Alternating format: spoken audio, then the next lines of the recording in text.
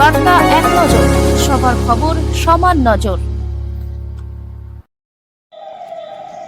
দুর্গা উৎসবের শুভ সূচনা। হুগলি চুঁচুড়া পৌরসভা ২৭ নম্বর ওয়ার্ডের পৌরপিতা ও হুগলি চুঁচুড়া শহর তৃণমূল কংগ্রেসের সভাপতি শ্যামাপ্রসাদ মুখার্জির জন্মভিটা বর্ধমান জেলার পালসেট করন্দা মহাপ্রভু পাড়ায় অনুষ্ঠিত হলো দুর্গা পুজোর উদ্বোধন। একই সঙ্গে এলাকার আর্থিক দিক থেকে পিছিয়ে পড়া মানুষদের হাতে পুরস্কার তুলে দেওয়া হয়।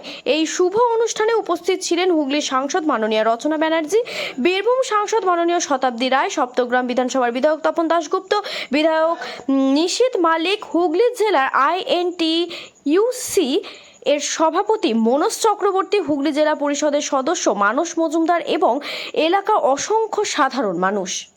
পুজো হলেও আসলে সবার পুজো, বাড়ির পুজো হলেও আসলে সবাইকে নিয়ে চলার যে ভালোবাসা আছে সেই ভালোবাসা দেখার জন্যে এই পুজোয় আসা উচিত।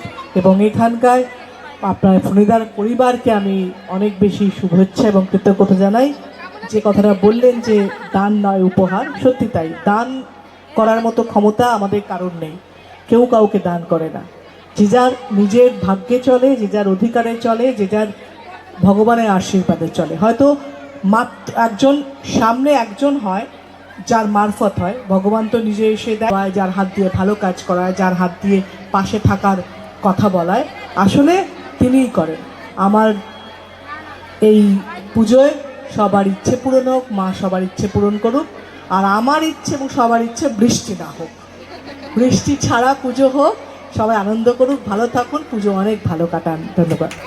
ধন্য দুজন অভিনেত্রী আছেন আপনাদের, আমার দুই বোন শতাব্দী রায় এবং রচনা ব্যানার্জি। আমার এখানকার ভাই নিশীথ আছে, বিধায়ক মনোজ মানসরা আছে, আপনারা সকলে আছেন। আমি একটা কথা আজকে মায়ের সামনে সত্যি কথা বলছি, ফণির মতো ছেলে বাংলায় খুব কম আছে যে গ্রামের কথা মনে করে আর প্রতি বছর গিফট দেয়। আমি দানের কথা বলবো না, ঈশ্বর আল্লাহ ছাড়া কারোর দান করার অধিকার নেই। এটা মায়ের কৃপা আছে বলেই করতে পারে, তার জন্য আমি ধন্যবাদ জানাই। আজকে 40 বছর ওর সঙ্গে আমার সম্পর্ক, আমার অত্যন্ত প্রিয় ভাই, এবং আমি রক্তের সঙ্গে রক্তের সম্পর্ককে আত্মীয়তা মনে করি না। হৃদয়ের সঙ্গে হৃদয়ের আত্মীয়তা হচ্ছে মেন আত্মীয়তা, যেটা ফণির সঙ্গে আমার হয়েছে। এবং সময় বেশি নিচ্ছি না, আমাকে আবার রাজ্যের মুখ্যমন্ত্রী অনেকগুলো ওপেন করে, তার মধ্যে 3টেতে আমাকে থাকতে হবে। এবং আমাদের দুই অভিনেত্রী MP সাংসদের মায়ের তো কৃপা আছেই। শতাব্দী রায় এতদিনকার MP, আর আমার বোন রচনা ব্যানার্জি 1 বছর হয়েছে হুগলির MP হয়েছে। মানুষের এত কাছে চলে গেছে, ওরা মিষ্টি হাসি ওকে কাছে নিয়ে যাচ্ছে মানুষের। এবং এত সুন্দর গান গাইলে, আমি জানতাম না যে এত ভালো গান গায়। জগদ্ধাত্রী পুজো ওকে স্টেজে গাওয়াবো এবার আমি অর্কেস্ট্রা দিয়ে, এবং আমার পুজোর ওপেনও করে, এবছরও আসবে। আমি আমার শতাব্দী বোনকেও আমি কন্ট্যাক্ট করবো ফোনের মাধ্যমে, পরে আমি ওই আমার দুই বোনকে এবার দিয়ে আমি ওপেন করাবো জগদ্ধাত্রী পুজো।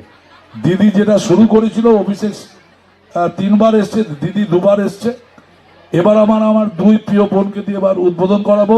মা সেটা চাইছে, মা আমাকে মুখ দিয়ে এটা বলালো আপনাদের কাছে। আমি ফণিকে অনেক অন্তর থেকে আশীর্বাদ করি, আরো বড় হোক।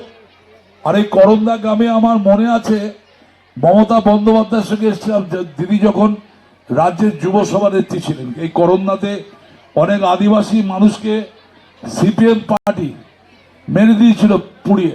দিদির সঙ্গে আমি সেখানে এসেছিলাম, ভোর 4টে দিদিকে বাড়িতে পৌঁছেছিলাম। এই গ্রামে প্রচুর অত্যাচার হয়েছে, কিন্তু আমার মনে হয় যে মা দুর্গার কৃপায় আপনারা শান্তিতে আছেন, আগামী দিনে শান্তিতে থাকবেন। এই মঞ্চর থেকে মায়ের কাছে প্রার্থনা করি যে দিদি যেন সুস্থ থাকে, ভালো থাকে, আরো যেন বাংলার কাজ করতে পারে।